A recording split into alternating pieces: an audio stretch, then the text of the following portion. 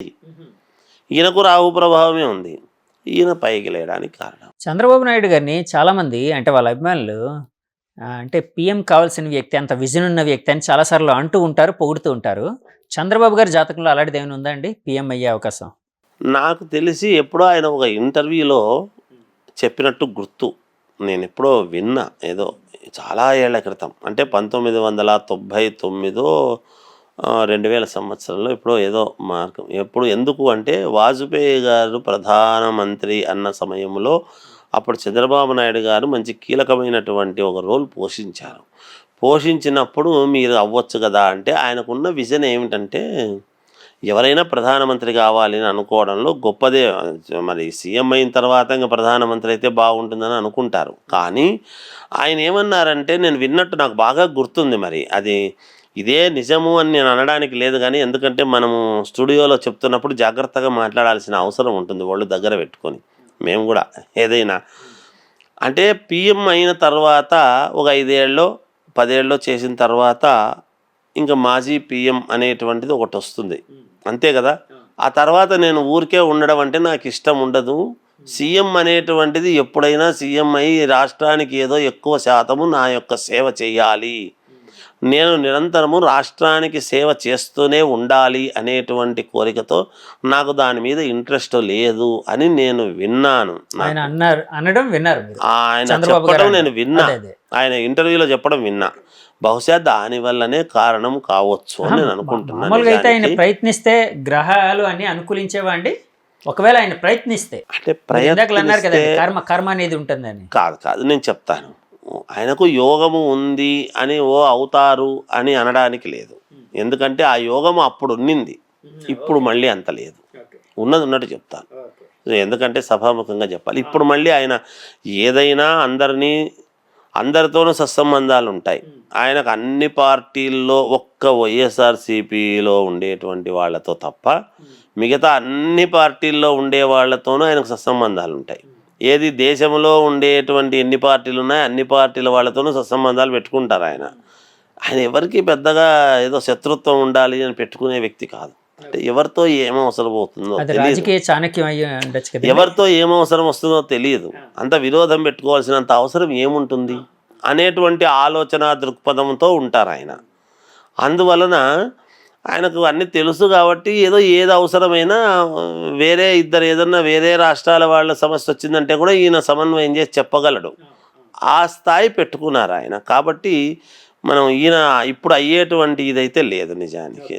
మళ్ళీ చంద్రబాబు గారు ఏదో ప్రధానమంత్రి అవుతారు అని చెప్పడానికైతే లేదు. గురుగారు, ఇప్పుడు ఇద్దరు యువ నాయకుల్లోనే అంటే లోకేష్ గారు, పవన్ కళ్యాణ్ గారు, వీళ్ళిద్దరిలో ఎవరికి ఫ్యూచర్లో సీఎం అయ్యే యోగం ఉందని మీరు భావిస్తున్నారు అంటే గ్రహబల పరంగా?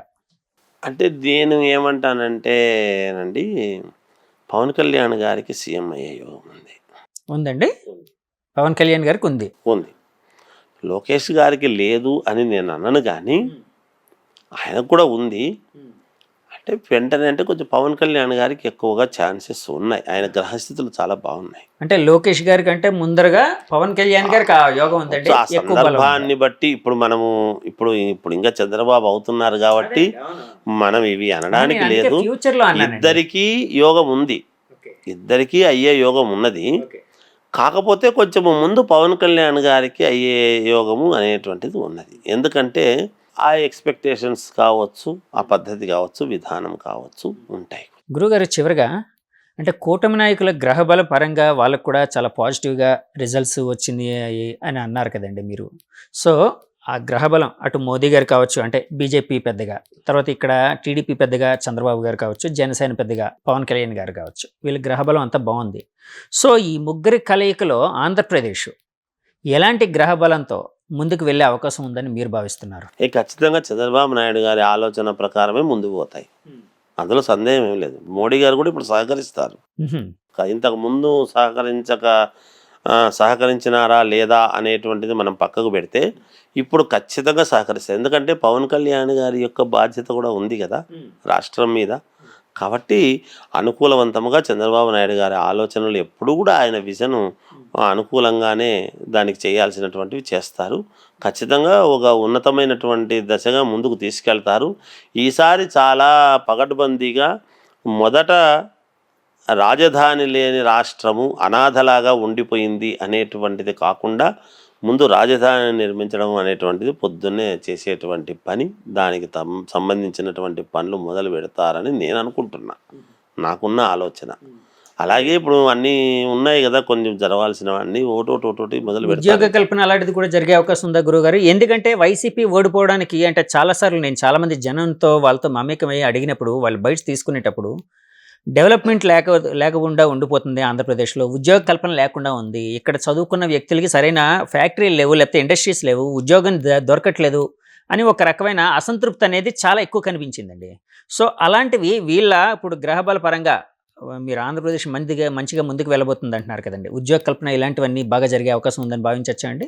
నేనేం చెప్తానంటేనండి, ఇప్పుడు ఒకప్పుడు హైదరాబాద్ ఏమిటి, విజన్ 2020 అని 1990లో 97లోను ఆ మాట ఆయన పెట్టుకున్నప్పుడు, ఇదంతా హైటెక్ సిటీ కడుతూ ఉన్నప్పుడు చేస్తూ ఉన్నప్పుడు ఏమబ్బా అనుకున్నాం నిజానికి. ఇవాళ ఈ హైటెక్ సిటీ ఇదంతా కూడా మొత్తం అంతా కూడా చూస్తే ఏ ఫారిన్లోనో ఉన్నట్టుగా ఉంటుంది మనం. అవునండి, వాస్తవమే, ఎన్ని నిజం. మాట్లాడినా. సంపద సృష్టించటం అనేటువంటిది చంద్రబాబు నాయుడు గారికి తెలుసు అని నా భావన. కనుక యువత ఈసారి ఎక్కడికో వేరే చోట్లకు పారిపోనక్కర్లేదు, ఏ బెంగళూరుకో, ఏ మెడ్రాస్కో, ఏ హైదరాబాద్ కూడా రానక్కర్లేదు.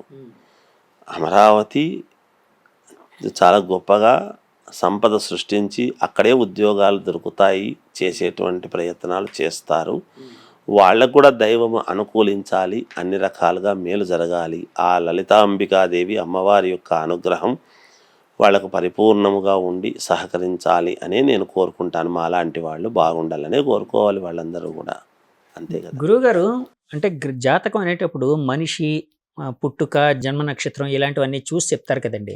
ఒక ప్రాంతాన్ని బట్టి కూడా అంటే దానికి ఉండే అంటే విశేషాలను బట్టి కూడా జాతకం లేకపోతే అంటే ఇలా అభివృద్ధి చెందబోతుందని చెప్పే అవకాశాలు ఉన్నాయండి? చెప్తాము కదా. ఎందుకు ఇప్పుడు ఒక అడుగుతున్నానంటే చిన్న మాట చెప్తాను, అడగండి, మీరు అడగండి. ఎందుకు అడుగుతున్నానంటే ఈ క్వశ్చన్ నేను, ఇప్పుడు చంద్రబాబు నాయుడు గారు వస్తే ఎలాగ అమరావతి అద్భుతంగా అభివృద్ధి చెందుతుంది, కాదంటలేదు. విశాఖపట్నం పరిస్థితి ఏంటి? ఎందుకంటే విశాఖపట్నం అనేది యాక్చువల్గా వైసీపీ వాళ్ళు ఈసారి జగన్ గారు ముఖ్యమంత్రి అయితే విశాఖపట్నాన్ని రాజధానిగా చేసి చాలా గొప్పగా అభివృద్ధి పదంలో ముందుకు తీసుకుని వెళ్తానన్నారు కదండి. చంద్రబాబు గారు సీఎం అయితే విశాఖపట్నం ఏ విధంగా అభివృద్ధి చెందే అవకాశం ఉందని మీరు అంటే అక్కడుండే విశేషం బట్టి భావిస్తూ ఉన్నారు? మేము చెప్పడం కంటే కూడా ఒకటి అంటే మాకు తెలిసినంత వరకు పేర్లను బట్టి అంటే దేనికి ప్రాధాన్యత, దేనికి సెకండరీ ఇది ఎట్లా అంటే, నాకున్న దీని ప్రకారముగా ఆ పేర్లను బట్టి చూసినప్పుడు మనకు విశాఖపట్నం అనేటువంటిది ఆర్థిక రాజధాని అవుతుంది. ఎందుకో చెప్తా మీకు.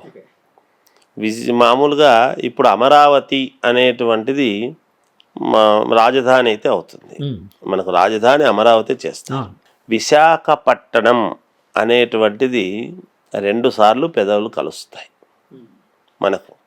మనకు భారతదేశానికి కూడా మనకు బొంబాయి రాజధాని.